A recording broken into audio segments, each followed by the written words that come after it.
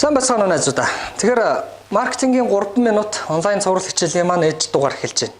Энэ дугаараараа би та бүхэнд holistic маркетингийн концепт энэ талаар товч ярив.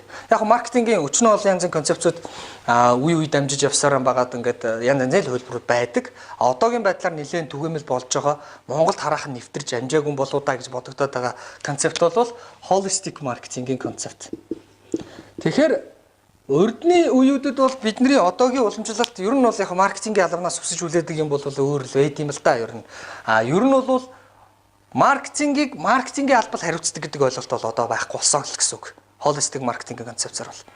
Өөрөөр хэлбэл компанийн бүх алба нэгж бүх ажилтнууд маркетинг хийж явах ёстой. Энэ бол одоо holistic маркетингийн гол концепц нь. Өөрөөр хэлбэл чинь үйлдвэрийн дарга.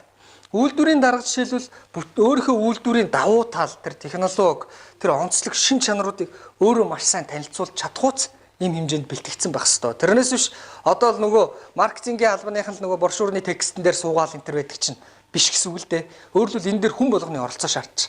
Ийм болоод ихлэхээр яг үхээр маркетингийн албаны дарга, маркетингийн эрхэсэн захирал гэдэг албан тушаалын хүн бол зөвхөн маркетингийн хүн байх хангалттай биш болчиход байна. Өөрөлдвөл тэр хүн бол тухайн бизнесийн аль ч нэгж дээр нь очиод удирдах ажил хийж чадхууц хэмжээнд туршлагачсан, мэдлэгдсэн тухайн бизнесийн мэддэг хүн байх ийм шаардлагатай болчиход байна. Тэгэд holistic маркетингийн үед бол жишээлбэл хүний нөөцийн алба бас маркетинг хийж байна. Эдгээр нөгөө ажилчдаа урамшуулж байна. Ажилчид ч өөрсдөө тухайн компанийнхаа талаар сайн зүйлийг ярьж явна гэдэг бол энэ бол бас нэг төрлийн маркетинг. Тийм учраас өөрөөр хэлбэл бүх компани даяараа маркетингийн бодлогын хурлаа хийж байгаа хэрэгтэй. Маркетингийн стратеги бид нар хэрэгжил маркетинг дээр юу хэрэгжүүлэх юм.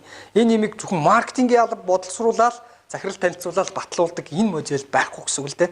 Өөрөөр хэлбэл бүх алба нэгжний хүмүүс бүгдээрээ хамт суугаад, бүх хэлцээний дарга нар суугаад, бүх хүмүүс оролцдог хүмүүс суугаад, гол хүмүүс бүгд сууж агаад маркетингийн стратеги, маркетингийн бодлогоо хамтдаа тодорхойлох ёстой. Тэгээд тэрний хэрэгжилтийг бүгд хамтдаа хийх ёстой. Өөр өөрсдийнхөө нэгждэр өөр өөрсдийнхөө хэмжээнд бүгд маркетингийн ажил хийдэг болчихсон. Ингээд компани даяараа маркетинг хийдэг энэ holistic маркетинг буюу бүхэллэг бүгдээрээ нийлж маркетинг хийдэг ийм хандлага хөгжчихсэн байна. Та бүхэн компанидаа шинэ маркетингийн концепцийг нэвтрүүлээрэй. Таны бизнест амжилт хүсье.